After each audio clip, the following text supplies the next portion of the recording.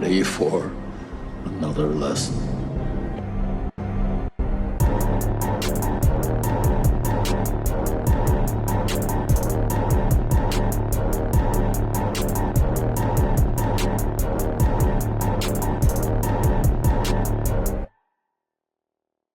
What's up, everybody, and welcome back to Back Row Banter, your favorite casual movie talk podcast. I'm one of your hosts, Adam Schwartz, and on this week's episode, we'll be talking about the movie The Drama. But of course, before we get to any of that, I am joined today by Gossip Nathaniel Gingrich. What up, folks? I love to gossip. Do you? I mean, we all like to, learn things. You know what? That's the thing that I've come to realize about human beings is that we're very social, and everyone gossips, man. You know what? Sometimes you're going to talk some shit about someone else, and you know what? You got to just accept that some people are going to talk some shit about you, and that's just how things go. True. You know what? I mean, that's just how things go. I think it is down to everyone to find their moral code in this world, Sure. right? And I feel, maybe it's similar to how I feel about making fun of someone, where if it's about something they themselves can change about themselves, then that's kind of fair game. But if it's like something that is impossible to change, Right. that is that your existence has because of it, or like your existence is defined by it in some way. Come on, man. We're all living. Yeah. We're all living. Yeah. Yeah. But gossip's also not great. Can be bad. No. I mean, it can be terrible. Be absolutely terrible. I'm not. That statement was not me defending gossip in the insidious sense, because I think gossip has a negative connotation in general. Yeah, I would say so. But I think part of growing up is just realizing that's just kind of how things go sometimes. Whether it's around a workplace or friend group, family members. I mean, whatever it is, people are talking about other people. I mean, parts of that. Maybe you did a horrible gossip, and maybe that is something that you would have to tell your friends if they ever asked you, what's the worst thing you ever did? Yeah. Bit of sizzle. Joining us over there, of course, it's a big headbutt BlakeHolder. That was actually a good one. I didn't expect that at all. So that was okay. Yeah. What did you have an expectation for what it was going to be? Did you think? Did you have a guess? Not quite. But headbutting was it's a prominent. Yeah. We don't have to go into scene. it. Yeah. But it's there. Shit goes down as it often does. Not joining us today, as you can kind of tell by his lack of voice, and probably by the title of the episode. This is a Bit of Sizzle episode because Tyler was not able to catch the movie and not able to join us tonight. He's busy saving several babies. Yeah, several babies from house fires, actually. Burning different house fires. Burning inside. Yeah, no, he's really doing it all. Someone should stop whoever's making all these house fires. Yeah. He's actually going from house fire to house fire. Yeah. Saving every baby. He is the baby house fire starting specialist. To think Tyler's the one starting the fires. They think he's the arsonist he's the commandant. Because he seems to be in the right place at the right time over and over again. And it's really convenient. But yeah, Tyler will not be joining us tonight, and most likely not be checking out this movie. So it's going to be a Bit of Sizzle episode, not any official Entropy list ranking movie, but one we're still here to talk about and gossip about potentially. Ooh. Well, we can just let's keep this efficient and move right along into our main review segment. That was a nice little transition we have into there. We can move on in here. Nathaniel, if the listener here is new or maybe they've just forgotten, can you give them a rundown of how our review segment works? What up, folks? If you're new or perhaps you've just forgotten, the way the review segment works here on Back Row Banter is it is split into two sections. There's the non-spoiler section, and then there's the spoiler section. Pretty self-explanatory. In the non-spoiler section, we'll go over it. We'll go over the IMDb page, who wrote it, who directed it, who's in it, all of that good stuff. We'll go around the triumvirate and decide if we would recommend this movie. It's got to be a yes or no. There is no nuance on the internet. And after that, it's going to be spoiler time. If you haven't seen this movie or don't want it spoiled for you, go ahead and check on out. But before you do, check the show notes, which is going to let you know when we're done talking spoilers and when we're ranking it up on our Entropy list, which is our big list of everything we've watched on the podcast, ranked, now featured in tier formation, or at least has tiers if you bother to check them. With that being said, Adam, talk to me about the drama. Would love to, Nathaniel. This is a new movie, rated R, with a runtime of 1 hour and 45 minutes and an IMDb rating of 7.5 out of 10, which, you know, again, if you listen long enough or pay attention to IMDb ratings, is pretty good for IMDb. Yeah. Interesting. Yeah, interesting. It is, where's my, how do I keep It's doing this? interesting because the Metascore is 59 on IMDb, which is the Metacritic. Oh, I don't know, I've probably talked about this before. I hate Metacritic and I hate Rotten Tomatoes. Really? Unreliable. Yeah, I don't like Rotten Tomatoes. I'm with you on that. Yeah. Letterboxd is my North Star. All-time goat. Yep. Out of the two, I definitely I will use Metacritic before I'll use Rotten Tomatoes because Metacritic is a little harsher. I feel like it's Sure. a little bit more aggressive. Of those two, I do trust Metacritic more, but like because it's not actually by a lot. ranking people's, or it's averaging people's star rating, if I'm not mistaken. Where as Rotten Tomatoes, it's only understanding it's like us. It's a recommend or not recommend, and the more people that recommend is actually what they pull their percentage off of. Yeah, I forgot what movie it was a couple years ago that like had 100%. Like weeks after release or like 2 weeks after release, and everyone was like, how is it still at 100? Last Jedi. Forgot what it was. Maybe. What did you say? What did Nathaniel say? I said The Last Jedi. the Star Wars movie that kicked off arguably all of this shit. Like there's an argument that the worst timeline started with The Last Jedi. Wow. Anyway, back to the IMDb summary. The movie is directed by Christopher Borgli, who I was trying to look at his IMDb. I didn't see a single credit that I was familiar with, so I think this is my first film of his that I've seen. He's got a few credits, but he wrote the movie as well. So screenplay by Christopher Borgli too. The cast includes Zendaya, Robert Pattinson, Alana Haim, oh man, I should have Mahmoud Mahmoudou Athi. Does anyone know? I think it's Mamadou. Right? Mamadou, okay. And then Haley Gates, and I think I'll leave that there. Oh, I should probably give a shout out to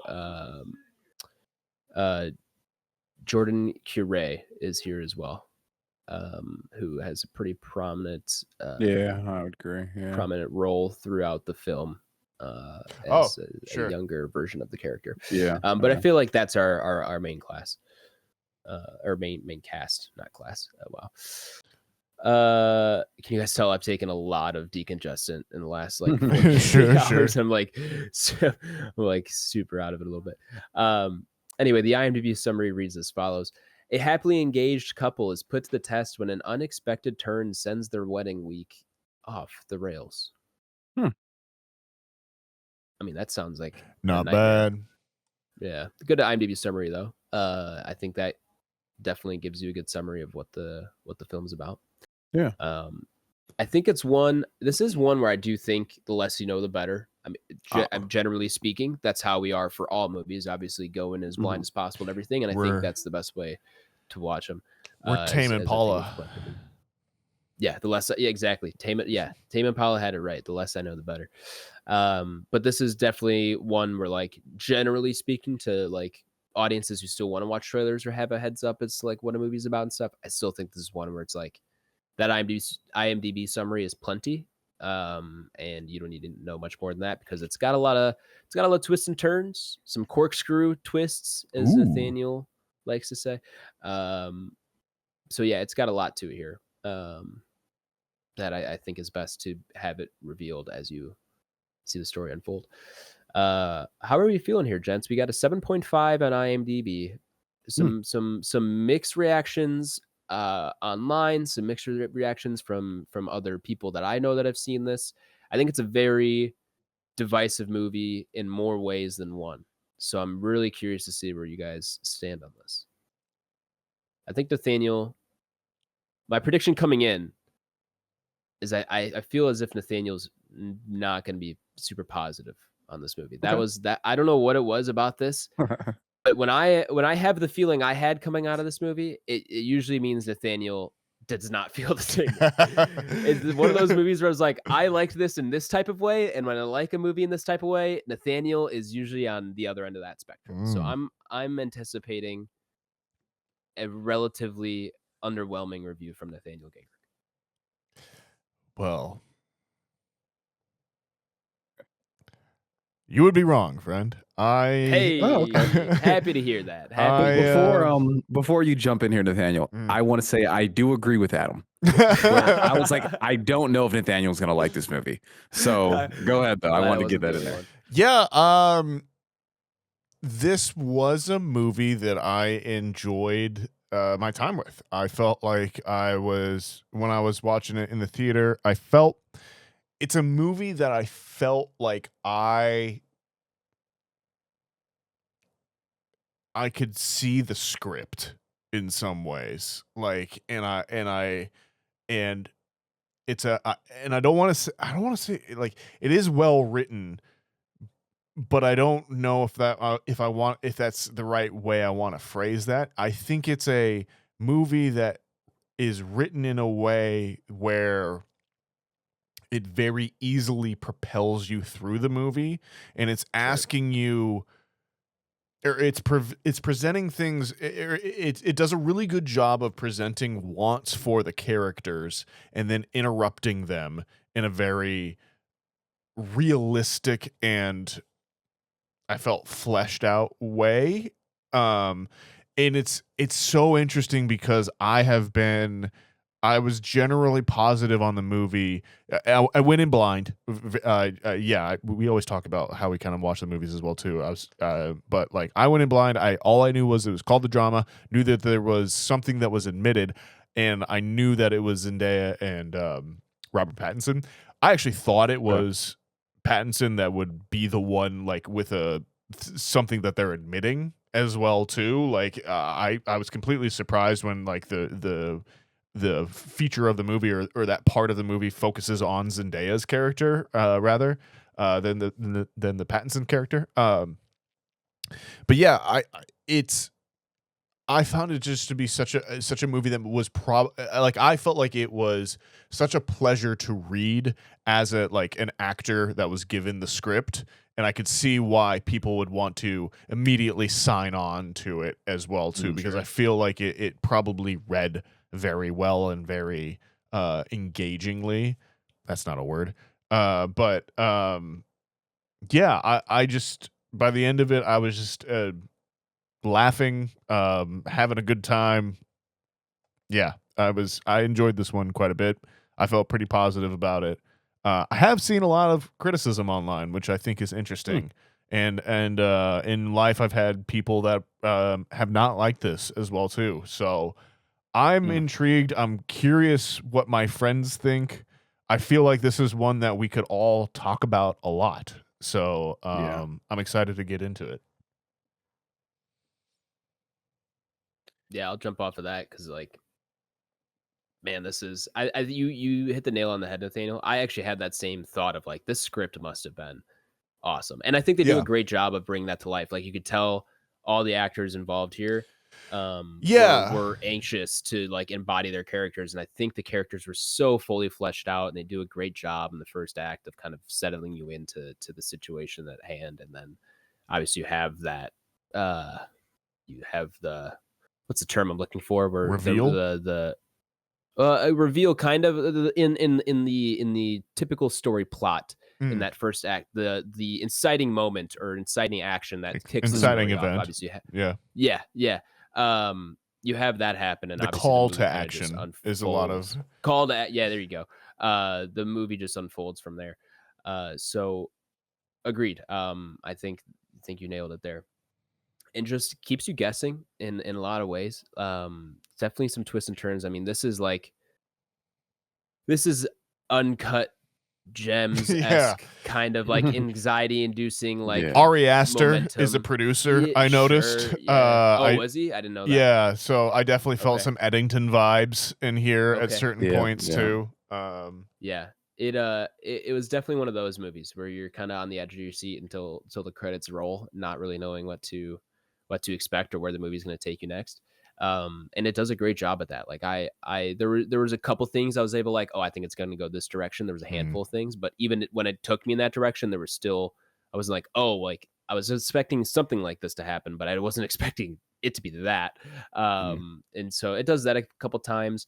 I mean, in terms of filmmaking, I think it's really well made. Where you have a lot. I mean, the great music and like use of sound effects and lighting and just Yeah. the way it's edited too it's really well done. And like there's the way it's edited just carries so much momentum from scene to scene, and they're intercutting things where they're doing either flashbacks or kind of visualizing what's inside a character's head or I really playing out enjoyed hypothetical scenario. those moments, the kind of Yeah.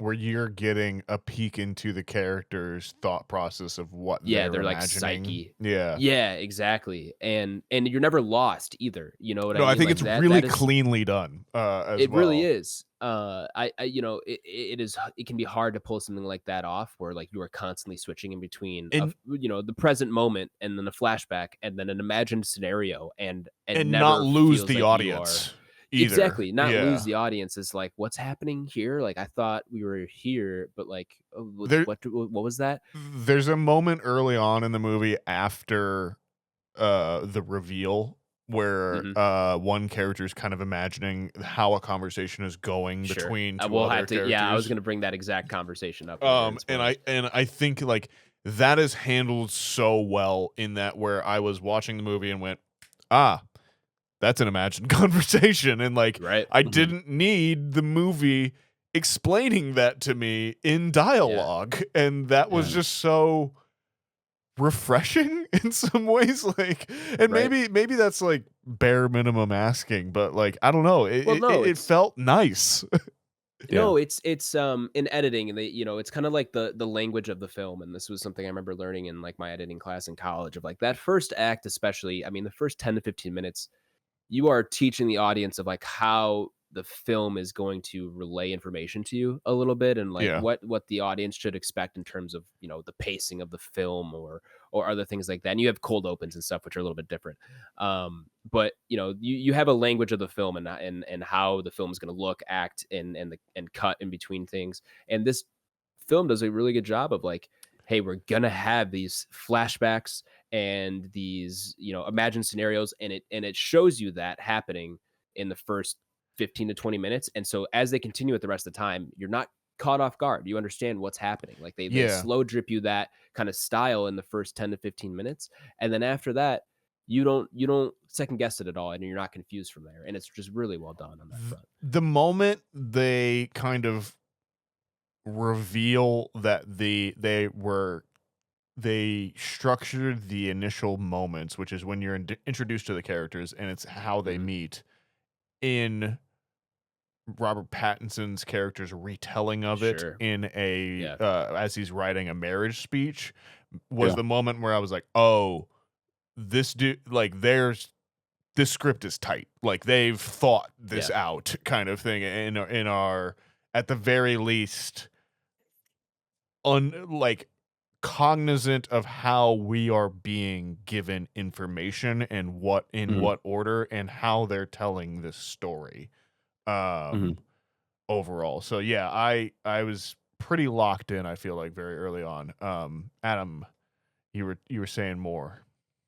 Yeah, I think there's a lot to talk about in this movie, both from a filmmaking perspective and just from story perspective, because I think there's a lot of stuff to have, and that's been a great part of this movie too, is like seeing some conversation online, but then also like having conversations with my roommates the other night where we were talking about the movie for like 30 minutes of like, what do you guys think about this or this and this, and it's just it pulls off the Saw trick where it asks you. Well, I haven't seen Saw, so I can't really. Oh man, Yeah, don't. I mean, I can How have we gotten headphones this off if you want to. podcast for this long without making you do a saw? I don't know. I mean, this is not new information. At least it shouldn't be. Stamp it. We're doing it this and October. on top of it, I know there's some kind of twist or something you guys have talked Yeah. about, and I don't know what it is. So don't. Stamp it for this October film. Okay. We won't skip it again. Yeah, no, we can't. If he doesn't know the saw twist, like I don't. I mean, you guys have referred to we're it, not but I going to don't talk really about understand. it until then. Yeah. And B, like, we have to do this. Like, this. It's hard to say, to convey how much of a formative experience Saw is, I think, in my own life. Like, it's a sneaky contender in there. Anyways, it pulls off the Saw thing in which it forces you to ask yourself how you would react and how you would engage. And that immediately, I think, pulls you deeper into the film's themes. Yeah, that's the word I want to use there. The film's themes and like what it at its heart is trying to do. I think is it makes it a very engaging film in that sense. Yeah, that's as far as I want to say before spoilers. I recommend. Yeah. I enjoy it. I'm gonna recommend as well. We haven't even talked to Blake. Yeah, I'm so sorry. Yeah, no worries, guys. You guys just had a good discussion going here. In short, I agree with both of you. Definitely, I recommend Win in Blind as usual, as I say that. This is one Haley didn't get a chance to go see with me, and I kind of wish she would have been able to see it. Yeah. I think this is something that would have been really her speed, and she would have had some good thought-provoking conversations and questions and dialogue afterwards. That being said, had no idea what this entailed, like literally no idea. So I didn't know that it even had to do with a conversation and a twist and the damage/repair of a relationship. I didn't know any of that. So yeah, sat down, watched it, had a pretty good showing. My showing was, there's maybe like 7 people in my showing, and it was all women. It was like two groups, two pairs of women. So that's 4. And then 2 individual women by themselves. So really interesting viewing experience. There was some comedic bits that I feel like I was the only person who laughed out loud at. And we'll kind of detail some of that stuff later. Okay. Interestingly enough, there was also interesting moments of laughter in my theater where there was just one other guy seeing this movie. Oh, it was just you and one guy? Yeah, it was like 10 a.m. on a Monday. So yeah. Awesome. So yeah, that created an interesting viewing experience. But yeah, I mean, overall though, I do like it. Definitely recommend. There's from a stylistic approach, right? I do think it's shot well, and there's some editing and some sound design that's pretty darn good, in my opinion, that I didn't expect walking into this film. Granted, I don't know much about the director, though, so I don't really want to put any disrespect in that regard. And now that I've seen this, right, I do kind of want to go back and watch some of his other stuff, as well as I want to say there's even some short stories. Some short stories that he's done as well. I know the feature length joint, I want to say, is Nicolas Cage from like a few years back. So I'm going to put that on my short list to try to get to that. So there's I'm seeing people that I enjoy and respect their opinions are advocating for one of his earlier titles called Drib. It says the inside story of an energy drink marketing ploy gone wrong, and it is apparently available I've heard of that on Tubi.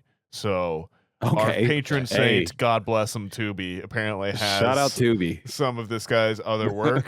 I think I might have to check it out as well too. Yeah, the poster for Drib has a tagline of "Stay awake." So this might be like a Crank style. It could be, and there's it's a South by Southwest things. I am very interested. Okay, in Drib. Yeah, I will definitely. I'll nab that on the short list there. But yeah, so that's kind of what I'm thinking. Definitely recommend. I'll jump into spoilers. There's some heavy themes here, in guards of like moral dilemmas, moral compasses. Yeah. I think there's some racial discussions as well in this that I haven't seen a ton of discourse about, but that's kind of something I picked up on immediately by the selection of the 2 couples, right? Of being 2 interracial couples. And yeah, overall, I really enjoyed this movie. Really enjoyed this movie. And let's get to spoilers. Yeah, absolutely. Okay, sounds like 3 recommends all around here. So if you've not seen the drama and don't want it spoiled for you, and trust me, you don't want it spoiled for you, go ahead, check the episode description. I left a timestamp you could jump to where you'll be taken to the ranking of the movie up upon our Entropy list. Hop upon. Oh, actually, scratch that. It won't get ranked. Oh yeah, it's Wow, man. We'll pretend. My speech was so good rank too. It, maybe give it a tier. Okay, fair enough. What was that? I said my speech about the about like about the Entropy list. Yeah, it was all real nice. It happens, man. I should have caught you. I should have cut you off. No worries. We'll tier list it. Yeah, we'll give an idea of where we'd go. Anyway, check the episode description. There's a timestamp. Here we are. Alrighty. All right. Spoilers. You got a spoiler? Oh yeah, I Alert do need a noise? spoiler noise. Applause. The happy couple. Alrighty. Right. Spoilers. Shit goes down.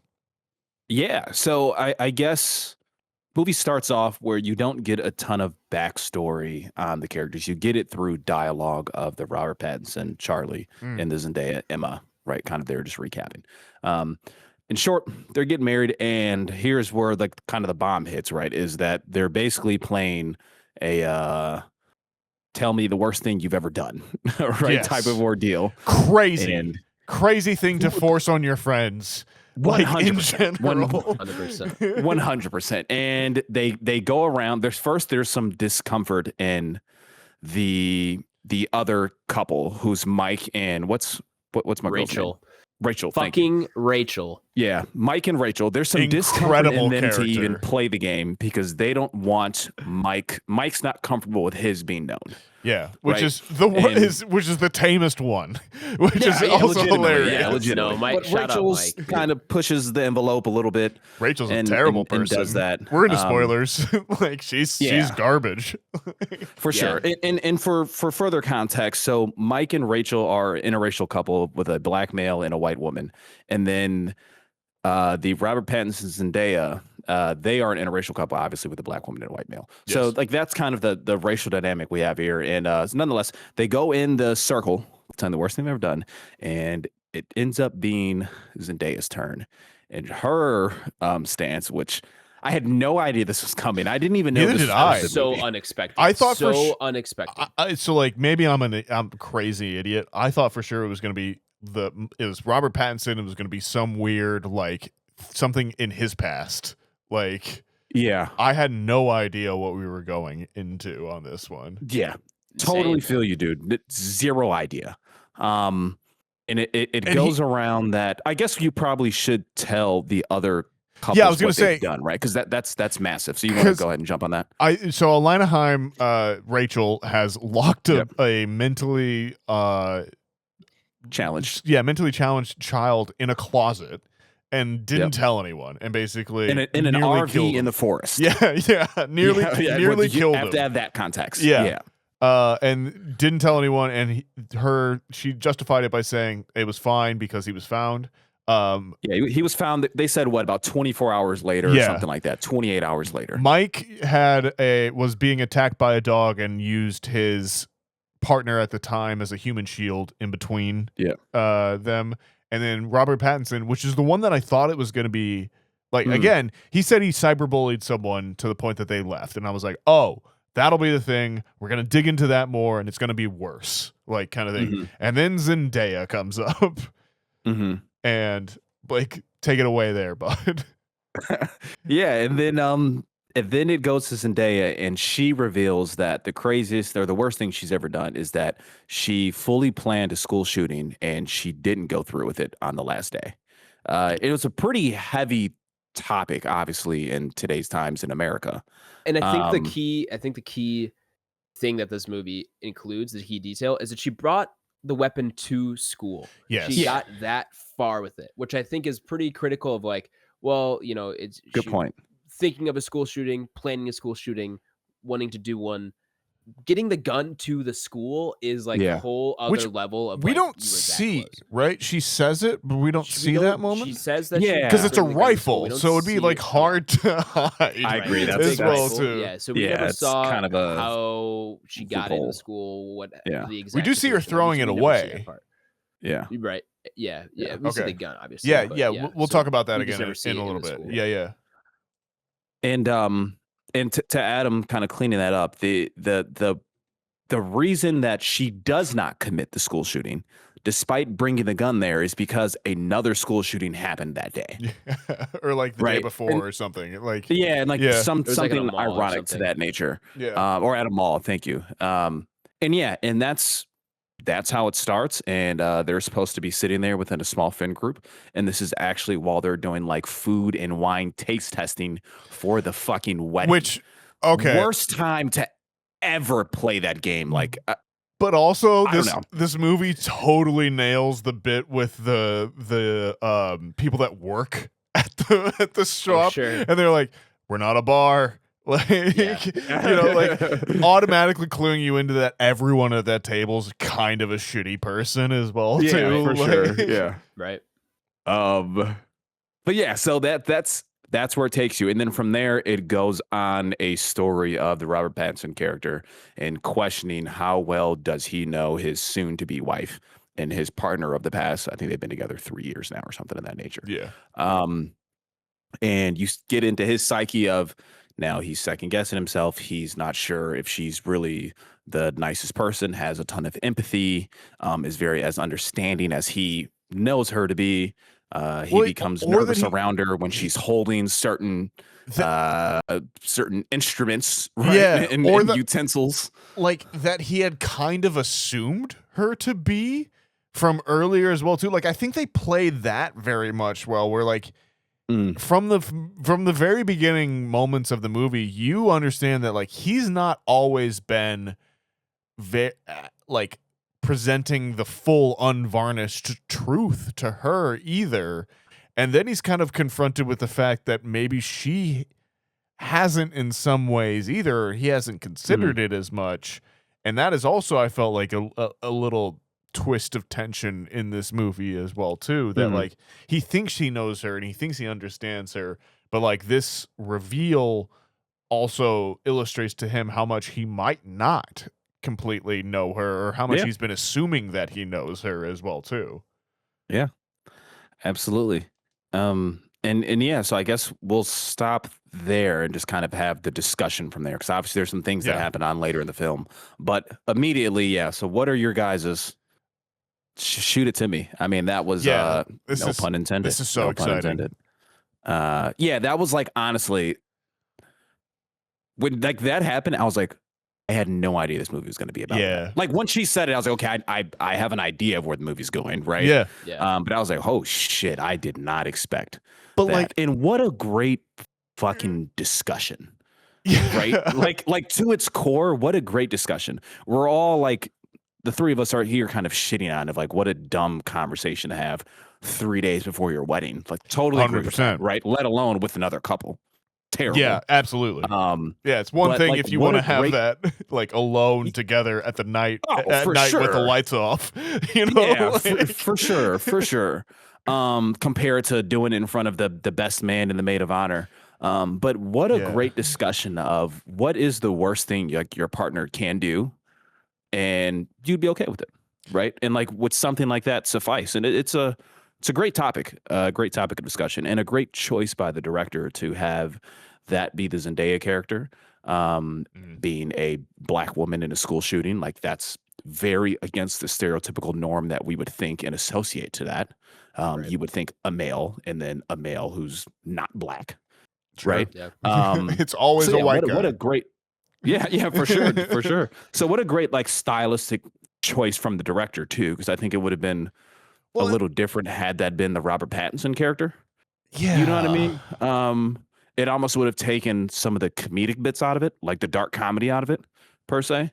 But yeah, wildly fascinating. Somebody else, please talk. I'm rambling. No, man. Like I was I left the movie and I was just like, man, I can't wait for the podcast because I feel like we are all gonna like talk about this, and there's so much to talk about. So Yeah, There's a I lot agree. to talk about. I am like genuinely excited about it. On that stuff. Adam, jump in, man. You got to have some thoughts at this point. Listen, so we've gotten kind of the premise out of the way here. First of all, Rachel's such a piece of shit. Worst person in the movie. Worst By far. Like, worst person in the movie. bar none. Arguably the driver of the drama from the get go. Who's worse, Who is? her or Sally Hawkins' character from Bring Her Back? Oh, yeah, from Bring Her Back. I don't know. She's exploding children in like a blind child at that. So like probably her. I mean, but this Rachel is something did lock a child up in a That's closet. That's true. But this is something that's a little that's more a little grounded, more- where it's like I That's a can like little- Well, I can worse. potentially we've met know that somebody person, like that, right? Yeah, like for sure. Yeah, the for sure. person who's so determined to be so upset, Yeah. about something, Make everything about her. Yeah, like for sure. and Yeah. like it has to make it about her, but has to make it about her in a way that is like, no, this is affecting me, and you need to give Yeah. sympathy to me because of Right. how this Yeah. is affecting me as well too. Yeah. And at no point wants to understand Zendaya's point of view of, Oh, hey, no, yeah, why yeah. did you feel that way? Yeah. How did you get there? What happened? None Yeah. of that. She goes through none of that. Instead, it is automatically, I'm the Yeah. victim. And as you said, have sympathy for Yeah. me and my cousin who's in a wheelchair because of a shooting. Doesn't even Because say of a school school shooting, just shooting. Yeah. She doesn't say school shooting. there was so just a much shooting. So it could have been Mhm. any sort of, event that could Yeah. have occurred, which I'm not obviously Yeah, right. Yeah. bad, but just making it so much about her in a situation where it's just For like, sure. that is not the way to go about things. But then like perpetuates it throughout the Mhm. movie and is like instigating things and Well, is and, like- upset about getting fired from whatever job, but like wasn't responding to things Yeah. at all. So it's like, okay, well, what did you expect to happen? And just throughout the movie, I mean, is just the driver of a majority of the issues that Yeah, pop up. 100%. Legitimately the worst character in the movie. But such a and I great think character. Robert Like, Pattinson's so- character wouldn't react the way he did if Rachel didn't like react the way she did. You know what I mean? I think she sets off a lot of Yeah, things. absolutely. But that, like, it's so much. It's such a part of the story. Like, it's such a Sure. great role, right? Like, It is. you No, can it's a great see that, character. and like a lot of And time so well does, acted, too, Yeah, by she a does lot a of great Hyde. job. Like, with it. Yeah, so- she's great. Yeah, so she's great. well cast and well acted. So I've got to give props as much as like I want to punch the character in the face. Like that's a Mhm. good thing because you're supposed to want to not like that character. Yeah, absolutely. I think Yeah. casting overall in this one is just something that I think is what I enjoy about it in some ways, but is also where a lot of criticism of what I've seen feels kind of yeah. based in.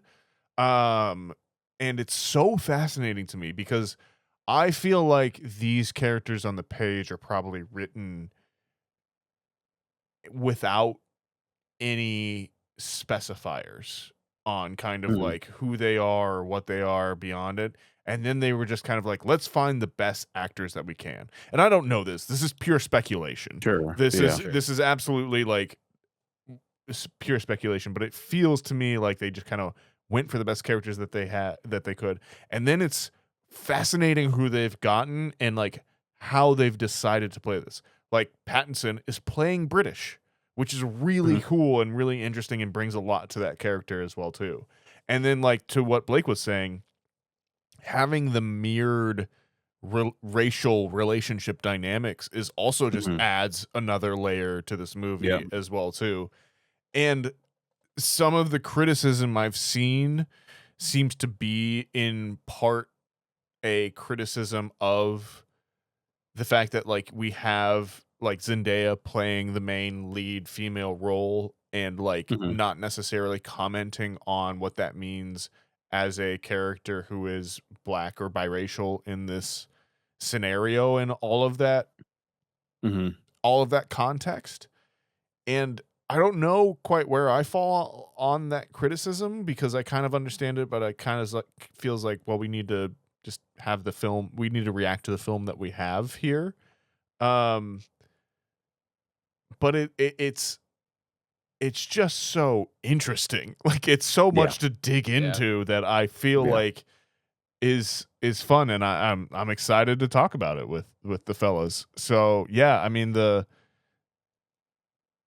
reveal of the shooting and then it having it like in retrospect when you think about the first shot of the movie being the ear and that and setting up that establishment of like not hearing like the sound in that moment is very muted and like you have the kind of like quiet moment there plays so great upon the film's ending. And I love the fact that like you watch it, you're thinking one thing, you're having the understanding of it, and then by the end of the movie that opening shot has developed an entirely new context within it as well too. Yeah, I think just structurally and from like a nuts and bolts perspective, like this movie is really good. Yeah, no, I agree. I think that the bones are great to the film, and from a structural perspective, right, in terms of shots, editing. We haven't even gotten down that path yet. We're still just on themes and character development. But yeah, full in agreement with that. I think the next layer, like this movie's like an onion, right? You can just continue to peel it back. But I think the next layer with this conversation, right, is the layer of also the deceitfulness from Zendaya, of detailing how she became deaf in one ear. Yeah. Right. And I think that was almost even like the next trigger point from Robert Pattinson, right? Because immediately he was like, oh, like you've told me you've been deaf like from birth, right? And like that was almost like his first reaction because she tells the story and then she's like, I went deaf in my ear by practicing shooting in the woods. And his first reaction was like, oh, you told me you've been deaf your whole life. Yeah. And, you know, so like, I think that was like the next layer and the deceitfulness from her and kind of the white lies people will tell each other to kind of cover up a larger lie that covers up a larger lie. And then go ahead. And like, even the fact of like, just we understand why she would want to cover it up, and like it makes a ton of sense, and right? They add in 100%. The thing of like her being like very proactively against gun violence after as well too, which I think is a really interesting point. Yeah. So do the characters all know that, right? Yes, like that's kind of how I was operating, right? They know her today as a very anti-gun pro okay, gotcha. Yep. And I was very much in that same mind frame, and that like in some ways she's the perfect example. She's what you want to have had happen, right? Like someone who was thinking about it, flirting with it, didn't realize how serious this was, and then something else happened which pushed them into a different path, and she is the ideal like outcome of someone who wanted this or at some point flirted with that. And I think I think what's so shocking about the reveal of like what she's done is that, especially if you've gone in blind, and I didn't watch much of the trailers or anything, so I'm assuming they didn't really reveal that fact or what she says in those trailers, because I think that'd be pretty insane. But I think I was caught off guard, as I think we all are, but like, oh, this is a very serious subject that just got inserted into a movie that I wasn't expecting to be super serious. And so I'm like, once that happens, I'm like, how are they going to handle this? Because obviously it's a very contentious issue on a lot of fronts, and has been for a long time in this country. And I think when you kind of look at like kind of the, as to your point, Nathaniel, of like that's what you want to happen, and like the solution it kind of presents to you is like, is this a bad person? Because like obviously they had a bad, they were in a bad place, planned a bad thing, but found community. You know what I mean? Like that's ultimately what they kind of the movie presents to you as like the prescription for that kind of thing, is like this thing happened that prevented her from doing it that day, and the subsequent days that followed, she broke down and found people to kind of rally behind that supported her, and from that day on, I think she says the line of like she woke up from a bad dream, and like from that day on was a different person entirely, and lived the rest of her life far away from that, and you totally understand and believe like she is way beyond whatever happens, and she's clearly regretful of it and doesn't want to think about it, and it's something she's put behind her.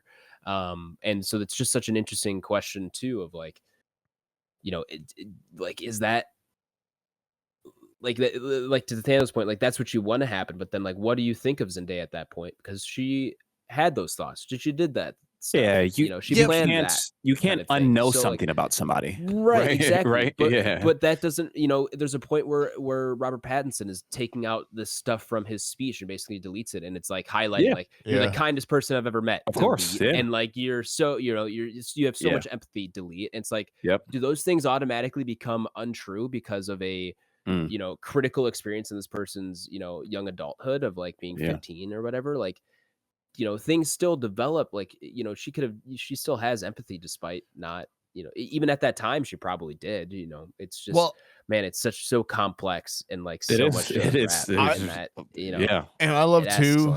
I think maybe my favorite scene of the movie is the like bit where it kind of delves into that more, and it has him looking at the art of like America with like the gun and like that like kind of like picture book of like people posing with guns, like fashion magazine of firearms and that's again where like really quick, did you guys ever understand who gave him that? I think it was supposed to be the other person that he works with, I thought. Misha? Yes. The one he Misha's the woman he ends up having sexual advances on. Yeah. But I think he asked her directly, and she was like, "No, I didn't do that." Oh, okay. Then like he's the museum curator, so it's kind of like that. The idea that are we thinking that's like by chance? Like, is that how we're I don't know, because to me it was like I was waiting to find out that like, oh, Rachel put that on his desk. No. Yeah, it's almost like they want you to believe that, but I don't. They've never verbatimly said that, right? Okay. Talk about we already think she's a shitty person. Yeah. Imagine if she did that, then it's like, Jesus Christ, no, you're really. I didn't. You know what I mean? I didn't get that feeling, but like you guys are talking about, I interpret it as like he is the museum curator, so like he is just getting all of these at like kind of thing, like.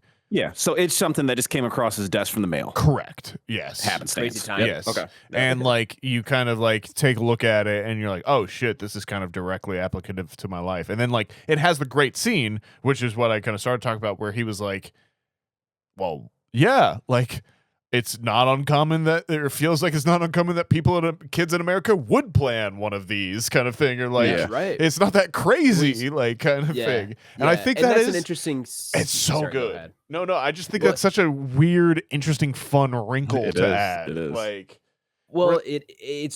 that's such an interesting scene to me too, because on the one hand you have Robert Pattinson and his character like.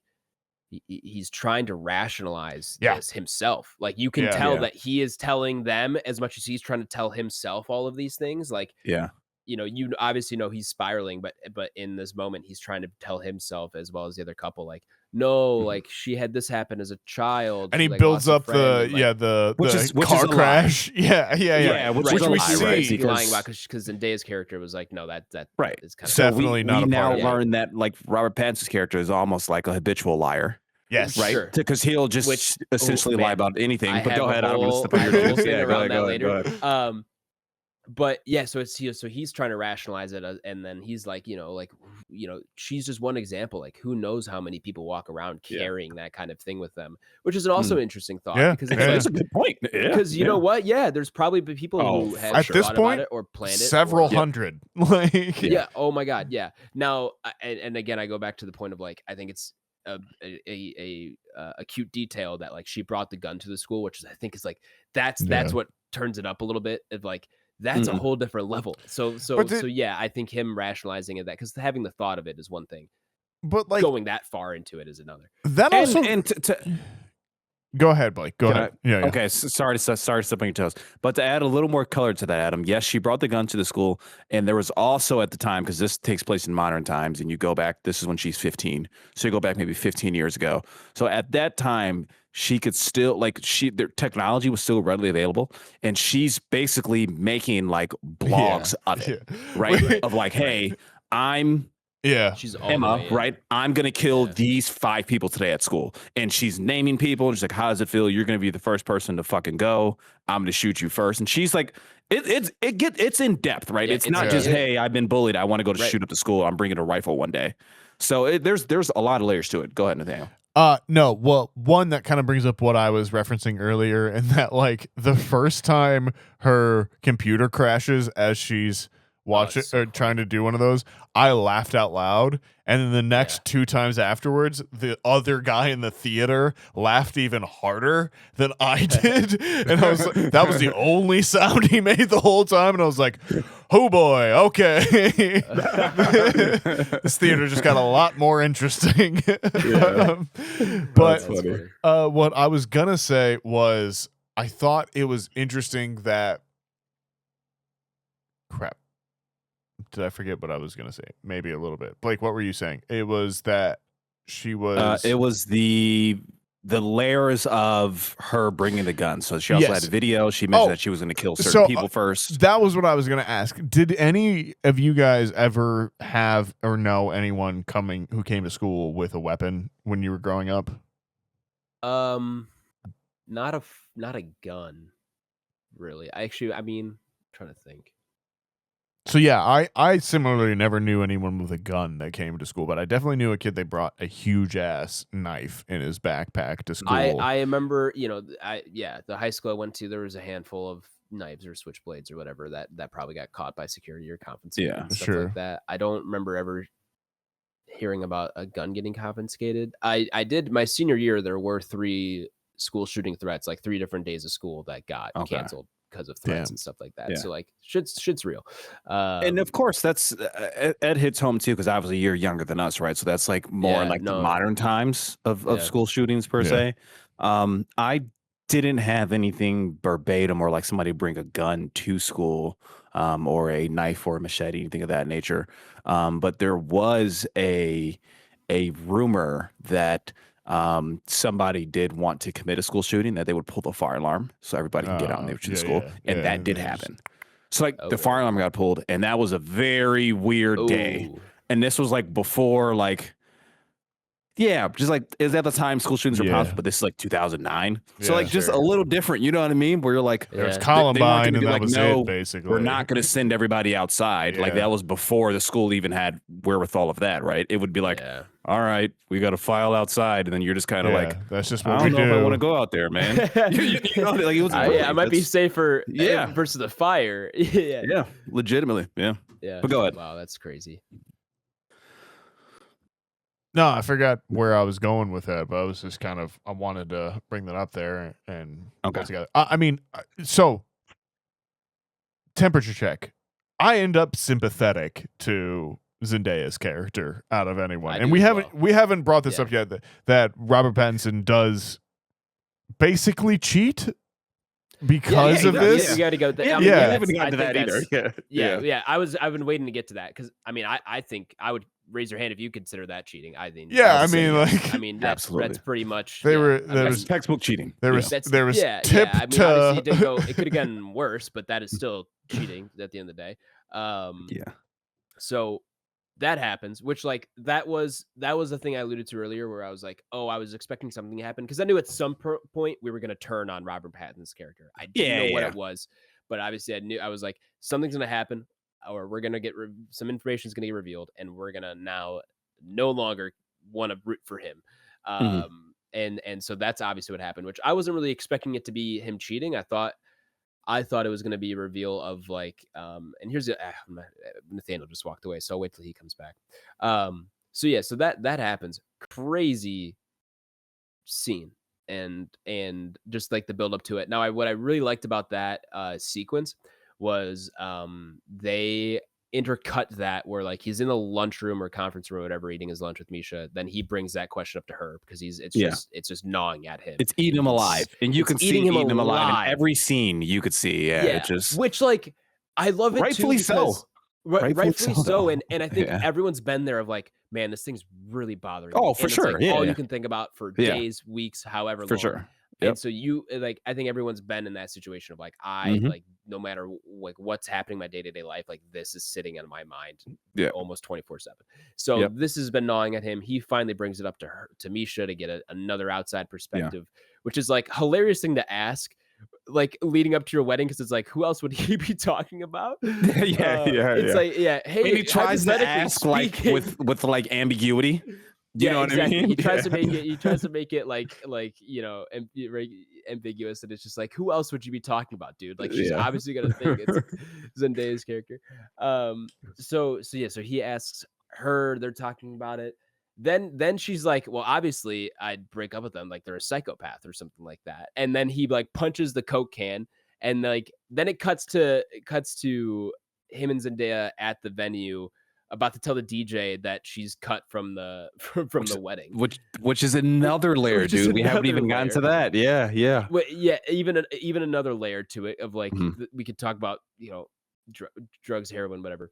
But so that aside, so then you're like, oh, well, that was an interesting cut. But then they interlace it of like, Robert Pattinson seems fine in this scene, but we just saw him pretty stressed and perplexed. Like, where's that switch up? And then you get the reveal of what he just did. And then it gives you context to that scene. And it's just like, oh my God. And the rest of the time, you're just like, man, this is an insane position for both of them to be in.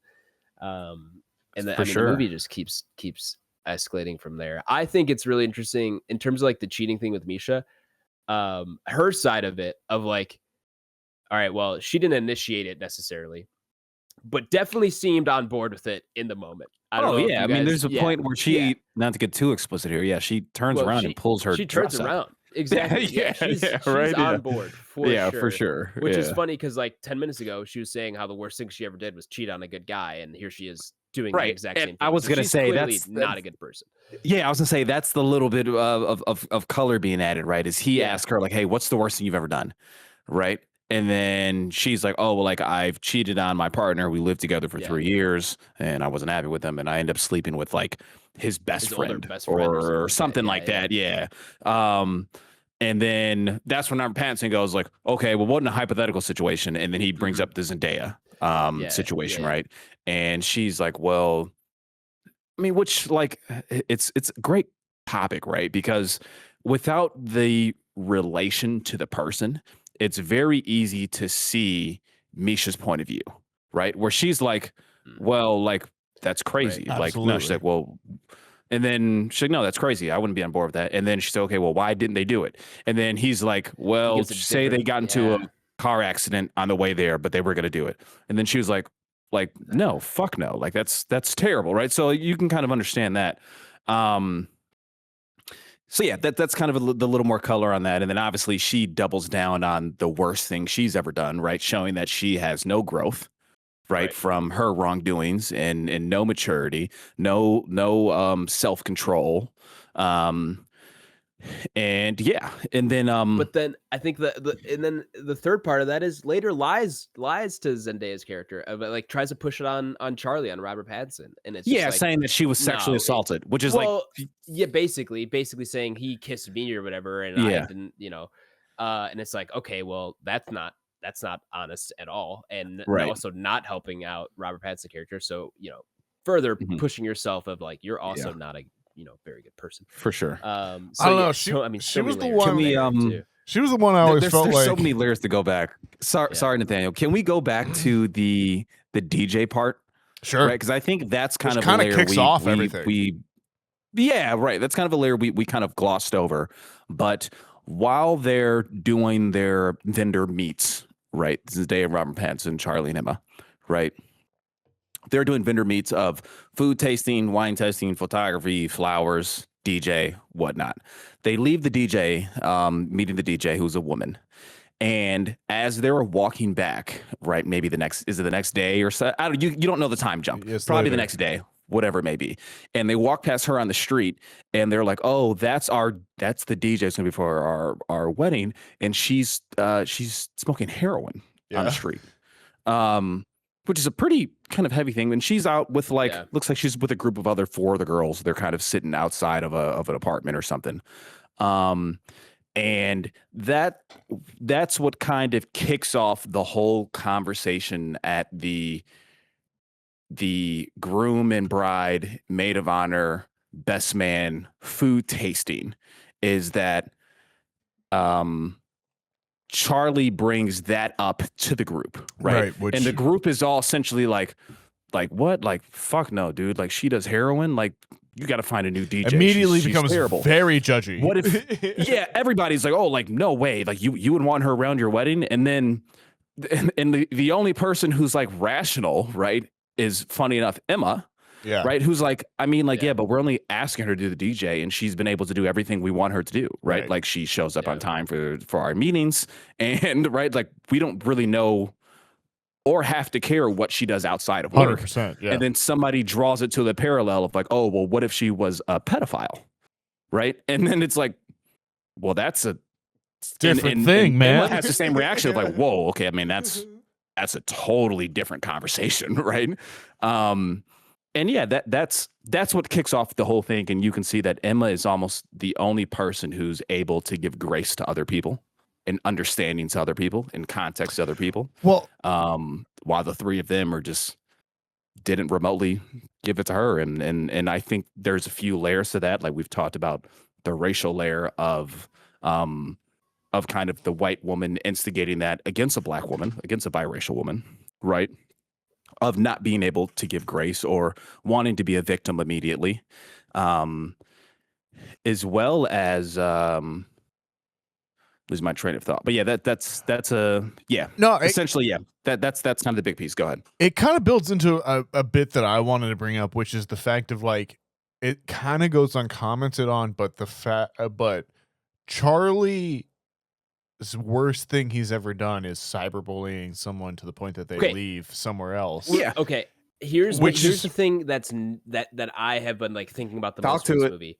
Yep. I think he's bullshitting. I think he's done something he won't admit. I think he's done something so bad, because the way Robert Pattinson plays it, he's like he just like is like I don't know. He's just like it and kid had to leave. The direction kind of he was given was like, you're lying in this situation. Like, Yeah. I don't think the cyberbully thing, I think he made up, and I think he's that's my theory, at least. And that's the way I think that can be read that. Yeah, absolutely. You could have truth to that, because we've seen him lie about so many other things. Yeah, 100%. So that is an easy takeaway for sure. Of like, he can't be credible. We've seen him lie about shit that we've seen him do. I think you're right. I interpreted it as him being genuine, but like the wrinkle it added for me was the fact that like, he's doing the thing that drove that could Emma lead to the Zendaya character. Exactly correct. The exact thing that drove Emma to consider doing her thing, and how that has to play into it as well too, and how she has to be like, well, do I know this person at all, and is he going to some way force me into that same headspace or something like that? Sure, I didn't even think about that. So yeah, that's what I took away from that on reflection as well. I didn't even think about that, Nathaniel. That's very interesting. Yeah.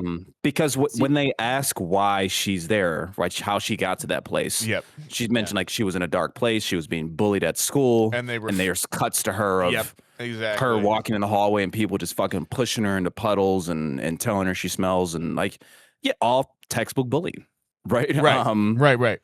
Yeah. That's where I kind of that's the extra layer that I again that I kind of like brought into it. But again, I didn't think about that, and I like that a lot. So I'm less inclined to believe Robert Pattinson is lying, but I still think he's like. I think it can be played that way though. Yeah, 100%. I think it definitely can, because he's obviously not a super honest person.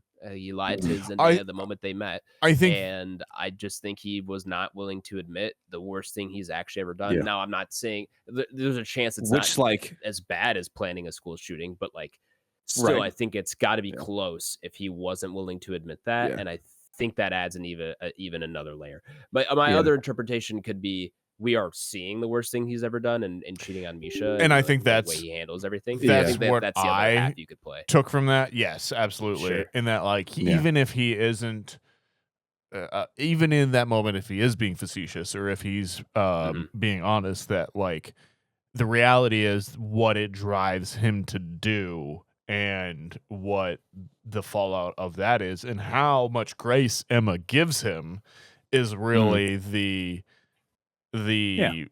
crux of this movie as well that kind of like, can learning something about your partner drive you to such a point that you would be putting it on or putting it at risk for something else, when in reality they are probably the only person that is going to forgive you this.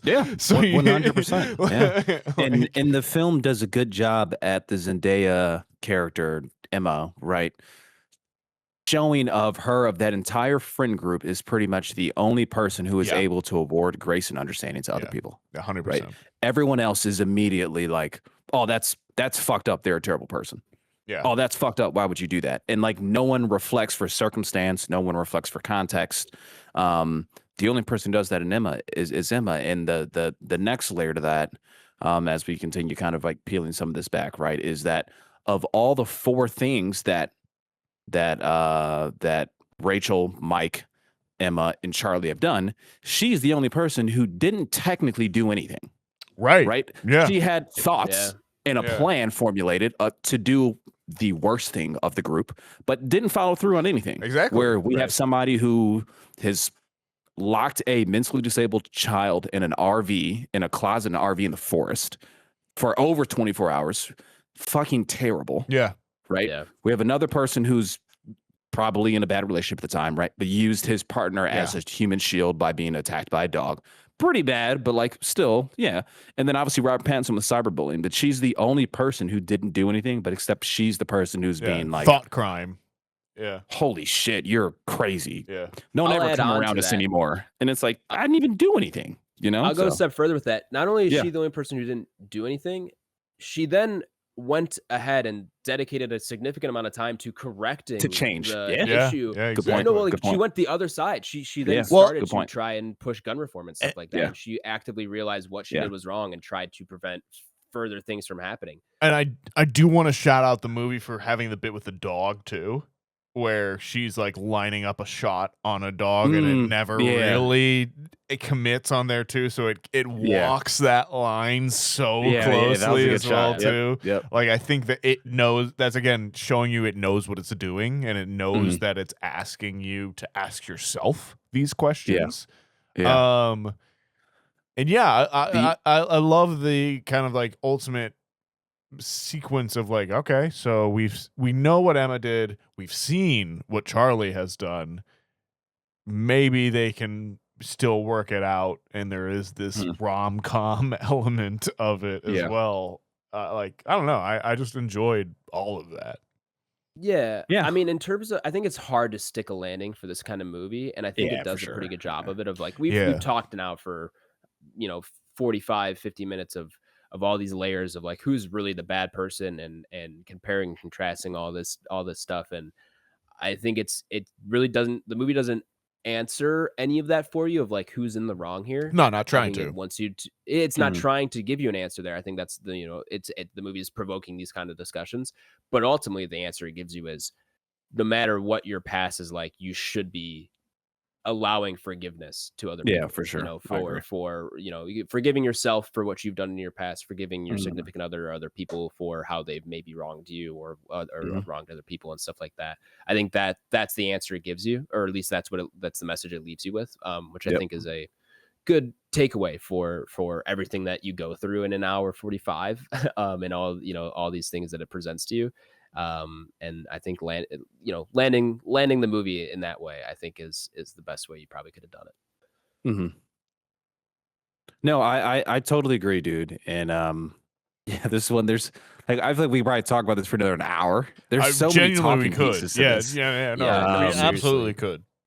Yeah, and just to kind of like go back on some of this stuff, if we're still open for discussion, right? I think another great point, right, of the Rachel character that we haven't really got to is some of like the micro racism, right, and microaggression, right? Okay, so talk to me there, friend, because I've seen other people say that there isn't enough, like reactions to her, or like her reacting to other people's microaggressions and micro racisms and stuff. Yeah, and that's kind of some stuff I just kind of picked up on immediately watching once I seen that it was like two interracial couples of the opposite sex and race, if that makes sense. Yeah. And that's just immediately that's kind of where she went with that conversation, right? Because she's like not really a true friend of Zendaya. She tells her like, "You're fucking ugly when you're crying," and like, what kind of friend is that to anybody? Well, he says it Let too. alone, say it again. Charlie says it, right? He's like, you're repulsive, like. It's tough, man. I think that opens a lot of dialogue, right? When you talk about like where like Black women are in like the totem pole of society, right? I think this movie talks about a lot of that, and as well as like them going around the table telling the worst thing they've done. She tells hers, then it's like automatically. Oh well, like you weren't just a kid, but like everybody else did the same shit when they were 13 or 14 years old, and everyone's excuse is, oh well, I was a teenager. And I was in middle school, or I was nervous, but she's not awarded that luxury. And then the flip side of it to her partner was when Robert Pattinson is kind of talking to the couple and pleading of like, hey, well, you had the accident. She lost one of her best friends, which he's lying on, that we've already talked about, right? He's exaggerating that. She's lying. But her reaction is like, oh, so like, that makes her want to get guns. Like Mike was around guns his entire life, and he's like, "What are you talking about?" No, I wasn't. Right. So like, even that layer is like a small micro racism. You know what I mean? It's like just because he's Black doesn't mean he was around guns his entire life. And this is somebody you're married to, and you're not even aware of that, right? So, those are kind of just a few things I've seen. But yeah, she's great.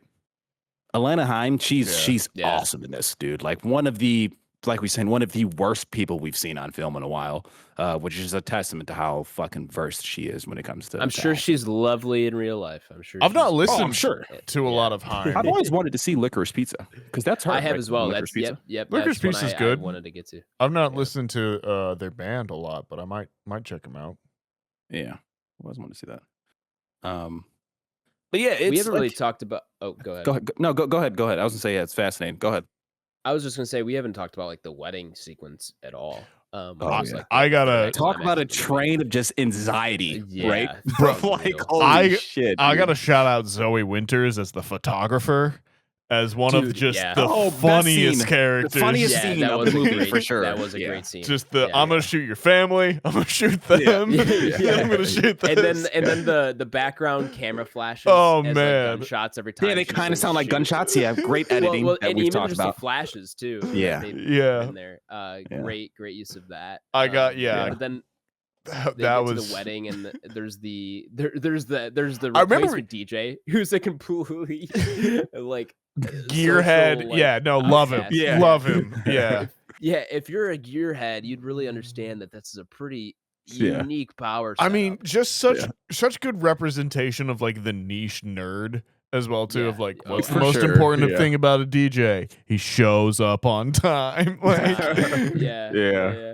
I remember being surprised that the wedding was happening that fast. In watching my viewing, I was like, "Oh shit, we're here! Like this is happening now." Sure, it did. Because I think it jumps maybe a day or two or something like that. Or like, it seems like it, and I almost like that in the sense of like, you know, Robert Pattinson. You're kind of expecting him to resolve. Because it goes from the cheating situation right to the wedding. Pretty much. You're kind of waiting for Charlie to resolve both. How he feels about the situation, and then also present his, conundrum to Zendaya, and then all of a sudden you're at the wedding, and it's kind of like, he just didn't make a decision. Didn't come. And to you know what's sudden, coming at that point. For sure. Yeah, and you know it's going to shit.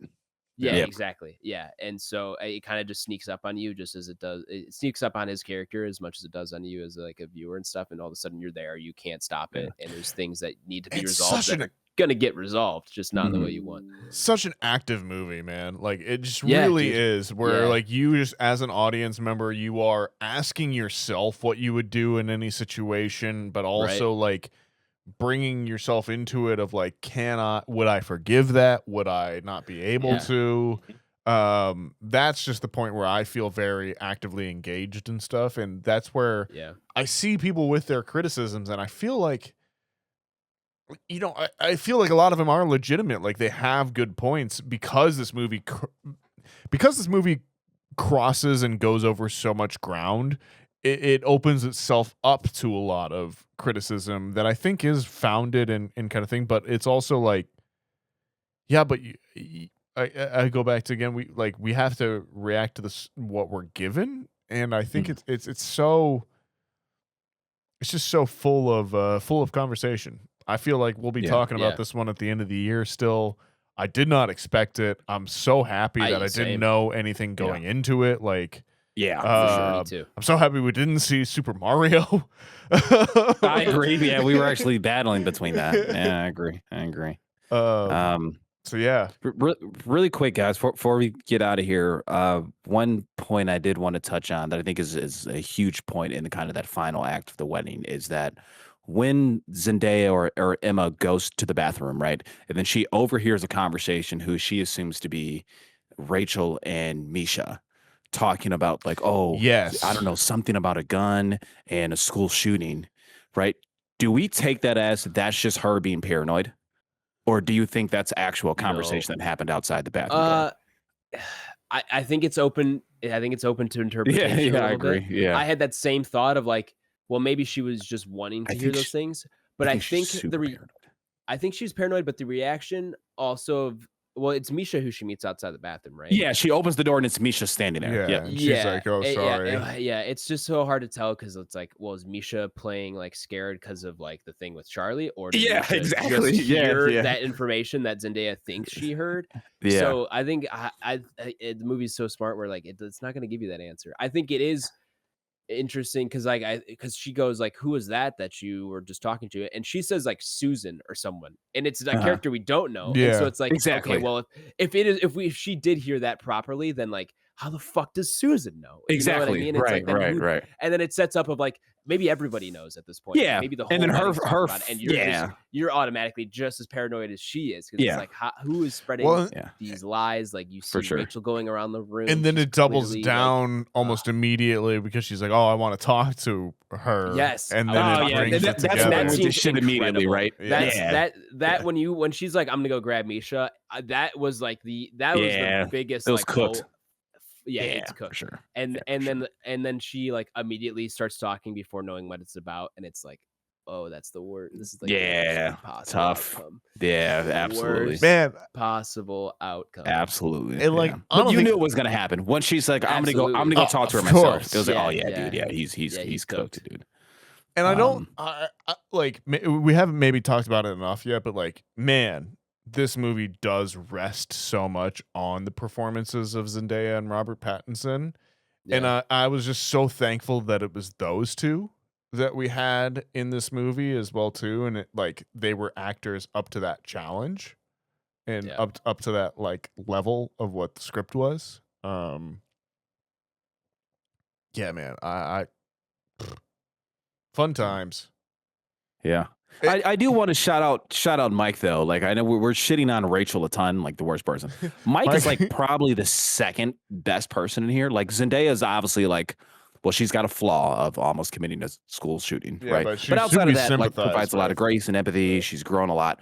The next like rational person is like Mike. Yeah. Right? Because even though his wife is like disgruntled. Mike's the most sound character in this movie. Yeah, for sure. Like, shout out to him. Except he's married to a psycho. He's still hosting the wedding. Yeah, he is. Yeah, he just married a psychopath, right? But he's hosting the wedding. He's doing what he can.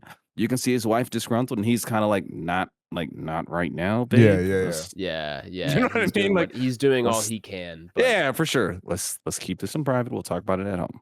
Right. Yeah. And so shout out to him for trying to do it. He was doing his best. Shout out Mike. Good movie though, dude. I really enjoyed this, man. This was a pleasant blind surprise, dude. For sure. Testament to a good movie is like, one, I've been thinking about it since seeing it, and just we can have this kind of conversation. And I had one with my roommates, and it's just like, you know, there's just so much to unpack. Like, I have like other people I've talked to did not like this movie. So like I do feel like Yeah. we should bring that up a little bit as well too. Sorry to Are they from like heavy film backgrounds?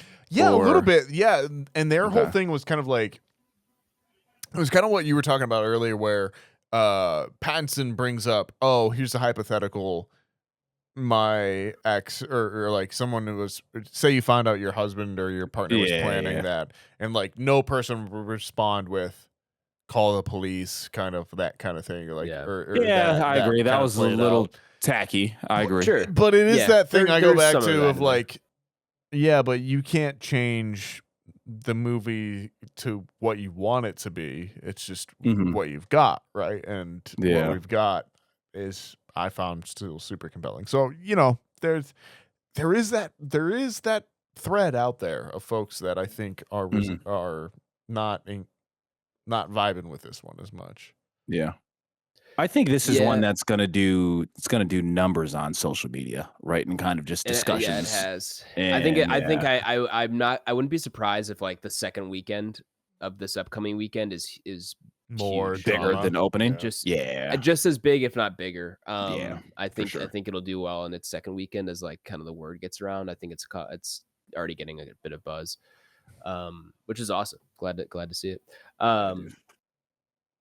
My brother Scott, his main criticism, one, he said Okay. he didn't like the Robert Pattinson casting, which like I just wholeheartedly disagree with. And I think it's a testament to his acting abilities I don't know if any of you guys saw the movie from last year called Die My Love.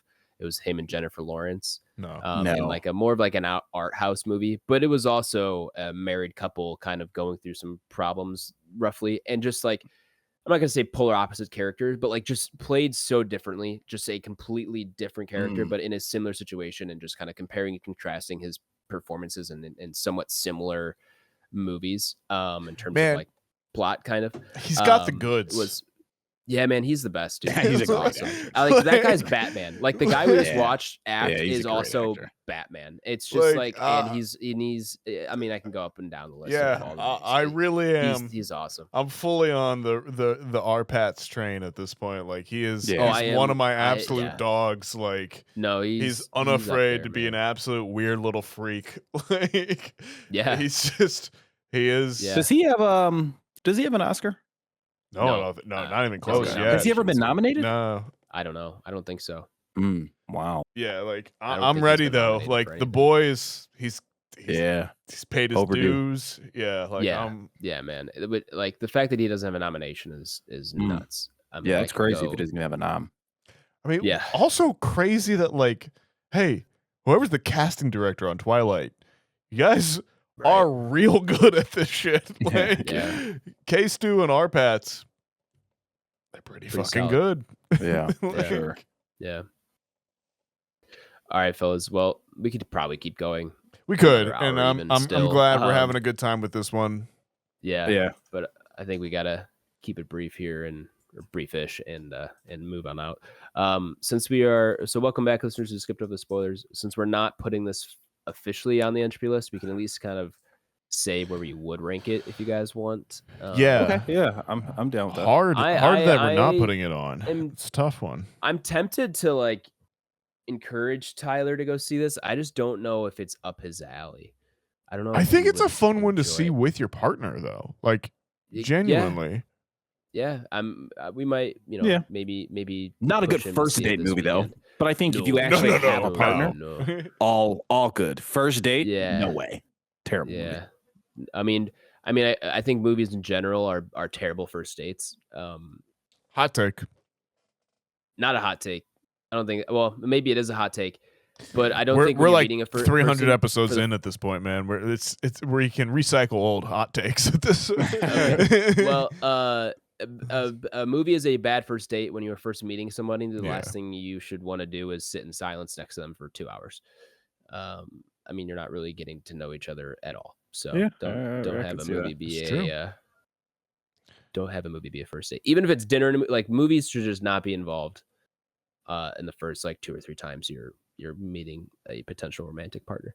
But that's just my 2 cents. Do whatever you want. Man, this one on the Entropy list really benefits from like me like scrolling up the list and be like, finding certain ones and be like, yep, it's better than that, better than that, Yeah. better than that. Yeah. And like, there's definitely movies around it where I'm like, do I like this more? Or do I like this less? Maybe yes or no. But like, I think the quality on this one just really does stand out in some ways. I would agree. I think it puts it firmly in like A to S tier for me in some ways. Yeah, I'm about to break. I'm definitely down the A tier. tiers.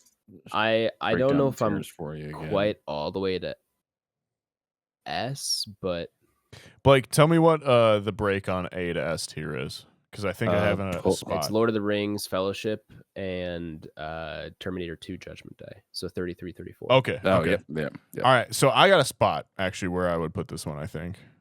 Thank you for that, Adam. Go ahead. Yeah, no problem. I think I got this at 73. Below original Spider-Man, above Gone Girl. And the other one I'm putting around there is Civil War, because those were the two. Civil War and Gone Girl were the first ones where I was kind of like, I don't know if this is better than that, but like we're in a conversation. And then you get into Nope, original John Wick, Long Legs, Princess Mononoke, Conjuring, like some absolute bangers in there as well too. So yeah, I'm gonna put this below OG Spider-Man, Tobey Maguire, above Gone Girl.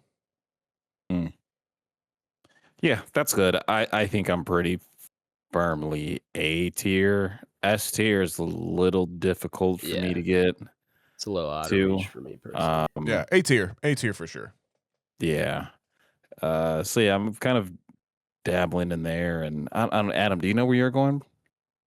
I'm close to Nathaniel. We're like, I can maybe go a little bit higher. I don't want to go too high on this, but I would probably say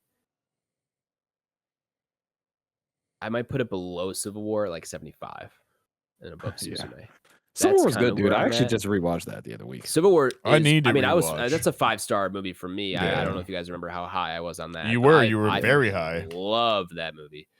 Nope. I'm probably the reason why that movie got into the A tier. Nope was my hard cap. I couldn't put this above Nope's a good one too. I need to rewatch Nope. I haven't seen it since theaters. I've seen it probably. Either, dude. I think I've seen it 2 or 3 times. That's like 4 years ago, dude. That's low key my favorite Jordan Peele. Really? Old. Wow. Yeah. Mine's him. I should watch it. I do love him. Boo. The Jordan Peele sick. Produced. Yeah. That's a sick take. Okay, so we got a 75 by Adam.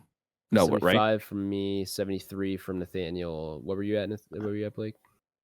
I think I'm kind of in that same ballpark. I'm looking. I do like this. There's a lot of takeaways. Man. I think I'm gonna go. There's Nosferatu, Conjuring, Long Legs, John Wick. Oof. Nosferatu was kind of the one where I was like, questions. Like, yeah. I've not rewatched that one. I'll be honest. I haven't either. Yeah. Like that's questionable to me. No Way Home's questionable to me. Fair.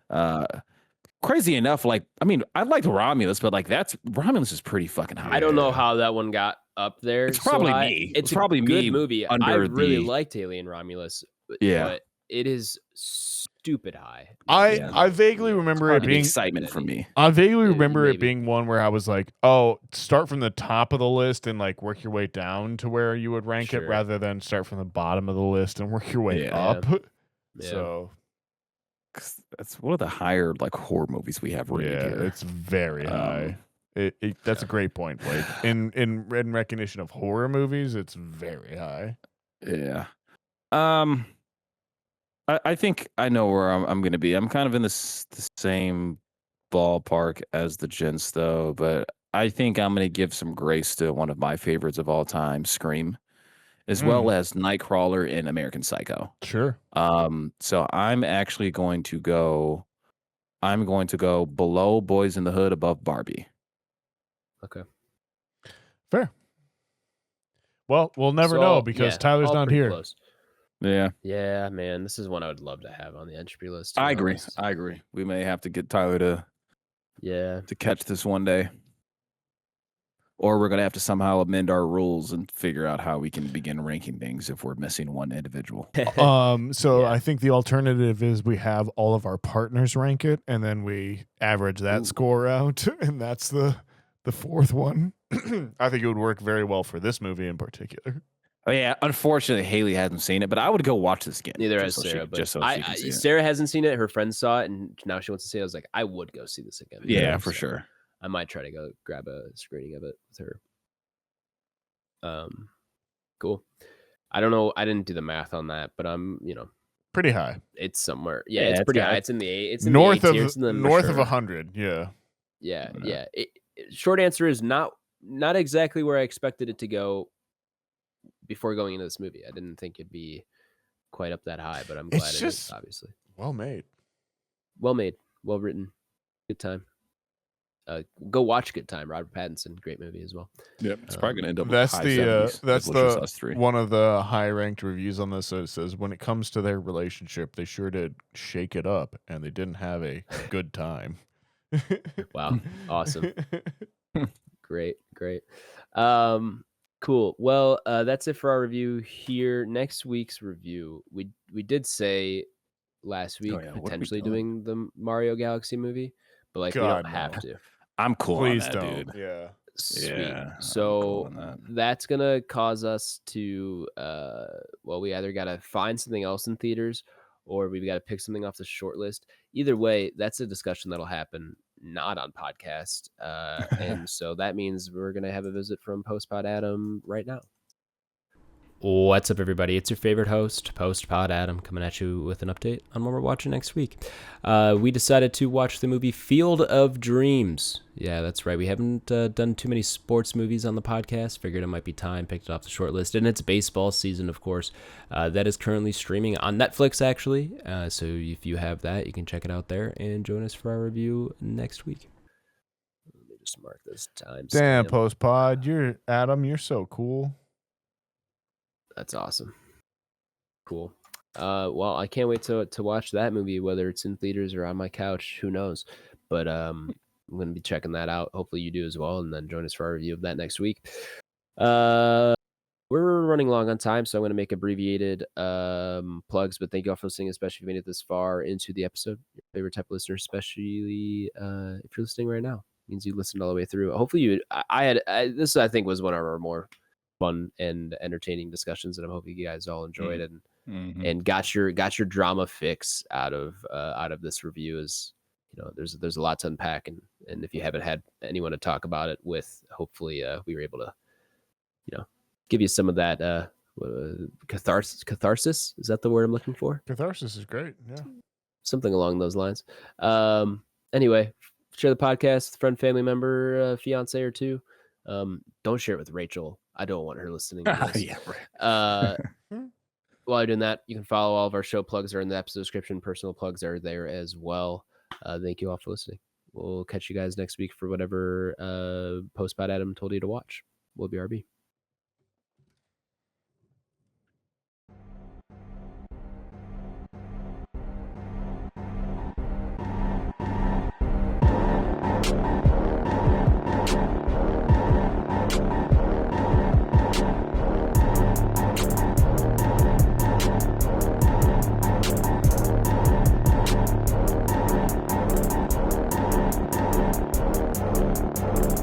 America. Ready for another lesson. Sure. So March Madness is done. Michigan won, which is to me. Boo. Yeah, I guess I don't typically. Adam, you're an anti-Michigan guy. Both my brothers went to Michigan State. Yeah. As soon as I said that, I remembered. Yeah. I don't typically think So of Michigan as a powerhouse. And in general, I don't like Michigan. You say you don't think of them as a powerhouse? No, but I guess in the Midwest they kind of are. I mean, I think in general they are. I mean, in football, they're consistently top 2 in the Big Ten. It's them and Ohio State. Okay. And basketball, I mean, they've been to I don't know. I think this is the first championship they've won, if I'm not Are they mistaken. the I think so, but they Wolverines? have But, decent like, they- basketball teams. yeah, they Like, played have in good one- program. I'm going to say they played in one within the last 15 years, post 2010 for sure. Yeah, Okay. yeah, they have. I guess I In don't. I football for sure. I they never are. think of them as in the same tier as like an Alabama and Auburn or No, something they like definitely that. are. though. I mean, their Yeah, I football would say stadium quietly. is top 3 in capacity. It might be like Shit. Okay. 1 or 2. Yeah. Brady their football went to stadium is- Michigan. Correct. Tom Brady did a Yeah, good he mission. did. Yeah. Okay. So yeah, I would say quietly. Yeah, they are. They are are. up They there. are. And They then are. Maybe I blue just don't think blood, about them. They're like unfortunately, they're Canada. They're South Canada to me, man. I just don't Yeah. think about Michigan that much. Yeah. So is the Montana Grizz. I mean, Hey, now you For sure. you hold your tongue, sir. I'm often thinking about the wild expanses of Montana. The real is it UM? Is it University of Montana? Montana University. I think it's Probably University of Montana, Yeah. I guess. or maybe it's Montana Yeah. University. I think it might be Montana U. Let's do I some. don't know. Yeah. The real UM. Uh, Funny but, enough, yeah. Adam went to it. Is it University of Missouri? It's University of Missouri. However, Okay, that's what I thought. one of their main Yeah, U of like U of. emblems.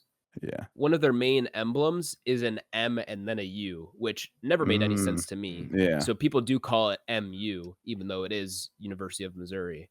It is Mm. referred to as MU sometimes. It doesn't See, make much sense. When I do but- my PhD in my 60s, I'll do it at a big state school just to get that experience, and I'll just be in the old head in the fan zones of all Sure. the stadiums. I had like a 40-ish-year-old grad student Hell yeah. in one of my classes. Mhm. And then funny enough, I had a different grad student as a teacher for one of my classes, my like first semester of senior year, and then or maybe it was my second semester junior year, and then I think he was in one of my classes my first semester of Yeah. senior year. Which was kind of funny. Cool guy. Shout out I Mike. mean, For sure. But- I was like, for sure. Yeah. I feel like Shout out everybody Mike Coleman. remembers those people, Yeah. right? Like I had a few of those guys too. Yeah. A few of those people, and one was a woman as well. In my undergrad, and like, yeah, I was always think back, and it was just really interesting. That's kind of your first time in life of being like in a school setting, and And- people aren't your age, right? Like yeah, I go to it's sit just an down and I had a adult. social statistics my Yeah, junior year, It was really funny with him because and the dude's like class 50. And I'm like, well, like good on you though, like legitimately. yeah. You know what I Sure. mean? For like, if you felt Yeah. like you were lacking education, to turn around and go get your degree at 50, dude. Like, good on you. There's so many people who are just like, Absolutely. fuck it, I'm not going back. You know? yeah, So I yeah, remember shout out to him. one of the guys I Kenny. had class with, shout out Kenny, Yeah. was a guy who was like he was like a history major and was like a history teacher or something like that, Mm. and just was like, I just was bored and like wanted to get a film degree basically, and was like wanting to see if he could try to help See. intersect film and history, and like went back to grad school for it. And the Yeah, guy who that's was like me. my teacher, what'd you say? I said that's more like my shit. Of like, I'll Sure. just be like, Yeah, at some yeah. point, I'll be For like, sure. I'm bored. I'm gonna go. This is the best place I know for my brain to work, kind of thing. Mhm. Yeah. And the other guy, Mike, who was my teacher and then classmate, probably like early to mid 30s, and then we had like, I had that documentary class, if you guys remember, and that's the one I had with I him. do remember that. And we had not a TED Talk. It was like a Zoom call with Frederick Wiseman, and I remember talking about some of his documentaries on the podcast. But he was like he was in the Oscars obituaries. He just passed Oh, away. sure. So Mm. yeah, so he was one of the OG documentary filmmakers. And so we had like a Zoom call with him because my professor knew him. And it was at that Ragtag Cinema, which I think I've told you guys about. Yeah, the hell little, yeah. like art house, coffee bar shop that's attached to a I vinyl own it. store. So yeah, in the future. But everyone was in the auditorium, and this was like at noon or 1, I think, on like a Thursday or a Friday to have the Zoom call. And I walk into the theater and Mike's just sipping a beer. Hell yeah, he got brother. a beer. He got a beer for the little Zoom call we're having with this documentary filmmaker. It was the funniest thing. I just walked in, I started laughing. He goes, "What? You're gonna judge me?" I was like, Yeah. "Honestly, no, man. I respect the fuck out of it." That was yeah. I do say. definitely a difference between university in the US and university in the UK. they will regularly go out for drinks with their professors. Like freshman year, like it makes sense. Your drinking culture there is 100%. Yeah, right. Yeah, and you're doing it at 18, right? So it's not a thing. So like, I think at the end of semester, like you go out and a lot of people get drinks with their professors at least once and that kind of thing. You also call your professor by their first name. It's not they're not professor somebody. It was Erica was our head of class and everything. But yeah.